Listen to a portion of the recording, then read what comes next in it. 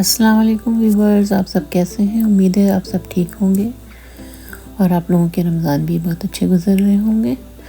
आज मैं आप लोगों के लिए अफ़गानी डिश लेकर आई हूँ। ये आलू के पराठे की तरह से ही होता है। इसका नाम है पोटैटो बुलानी। तो ये जो है सहरी के लिए भी बहुत अच्छी चीज़ है और इफ्तार के लिए भी है, और आम दिनों में भी आप वीकेंड्स वगैरह पे बनाकर खा सकते हैं। तो इसकी रेसिपी शुरू करते हैं। इसके लिए जो है मैंने मैदा लिया है 4 कप। मेजरिंग कप से आप अंदाजे से आधा किलो भी ले सकते हैं। आपके घर में जितने भी मेंबर उस लिहाज से बनाएं। उसमें 1 चम्मच नमक और 1 चम्मच मैंने चीनी डाला है। और फिर उसको जो है इसमें 2 टेबल स्पून या टी स्पून के करीब आप ऑयल मिला दें और फिर उसे नॉर्मल प्लेन वाटर से जो है इसे गूंद लेंगे।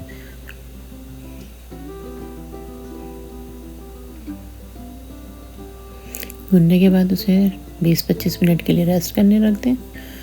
और फिर पोटैटो जो है मैंने बॉईल किया है, उसमें जो है कुटी हुई लाल मिर्च, ज़ीरा, ब्लैक पेपर और सॉल्ट डाला है। आधा किलो के करीब बॉइल्ड आलू मैंने लिए हैं। इसको अच्छी तरह से मैश करके फिर उसमें स्पाइस मिला दें।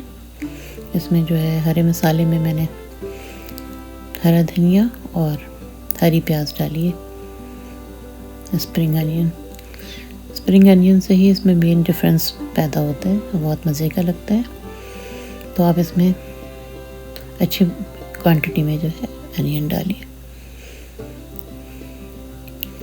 उसके बाद नॉर्मल जैसे रोटियां बनाते हैं तो पेड़े बना के, क्योंकि ये मैदे से मैं बना रही हूँ तो आप बेहतर होता है कि पहले से बनाकर 20 मिनट या 15 मिनट के लिए जो है ना पेड़ों को छोड़ दें, तो फिर आसानी से बेल सकते हैं फिर उसे। तो बस फिर उसको जो है जैसे रोटियां बेलते हैं गोल रोटी बेल लेंगे और फिर उसकी हाफ साइड पे जो है हम ये पोटैटो का जो हमने अमीज़ा बनाया है वो लगा देंगे।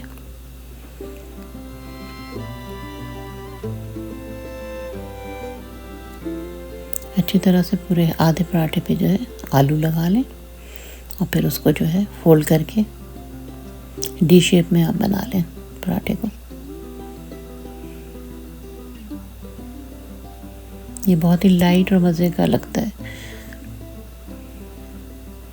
अच्छी तरह से जो है उसको दबा के साइडों से सील कर दें ताकि पोटैटो बाहर ना आए। तवे को गर्म करने के बाद पहले जो है ये रोटी उस पर डाल के दोनों तरफ से हल्का हल्का जो है उसे सेक लें और फिर उसमें जो है हम ऑयल या घी डालेंगे। मैंने तो ऑयल यूज़ किया है, आप चाहें तो बटर या घी भी यूज़ कर सकते हैं, ये आपकी चॉइस है। इस तरह से जब हल्के हल्के पका लेंगे तो फिर जब आप उसमें ऑयल या घी डालेंगे तो वो ज़्यादा एब्जॉर्ब नहीं करेगा।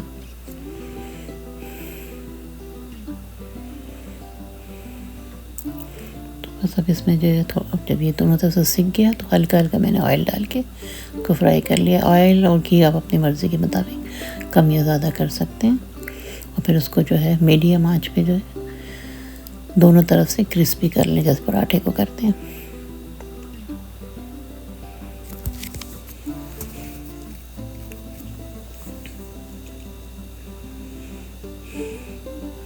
ये रेसिपी जो है दोनों चीज़ों के लिए बेस्ट है। सहरी में भी खा सकते हैं और इफ्तार पे भी खाया जा सकता है। इसके लिए जो है हरा रायता बनाना पड़ता है, तो उसके साथ बहुत अच्छी कॉम्बिनेशन होता है।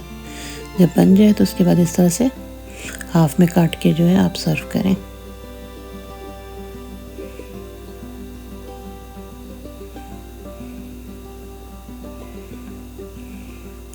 मैं जो हूँ हरे मसाले के क्यूब्स बना के रख देती हूँ फ्रीज़र में, पुदीना, हरा धनिया, हरी मिर्च का। तो बस फिर जब भी रायता बनाना होता है तो उसमें डाल के और नमक डाल के जो है रायता फ़ौरन तैयार हो जाता है। तो ये रायते के साथ बहुत ही मज़े का रहता है। और साथ में जो है मैंने पॉपकॉर्न चिकन भी बना ली थी। तो ये सहरी जो है बहुत अच्छी थी आज की। और आज की इफ्तारी में जो है हमने नैंडोज़ की चिकन बनाई थी, पेरी पेरी चिकन और मैक्सिकन राइस।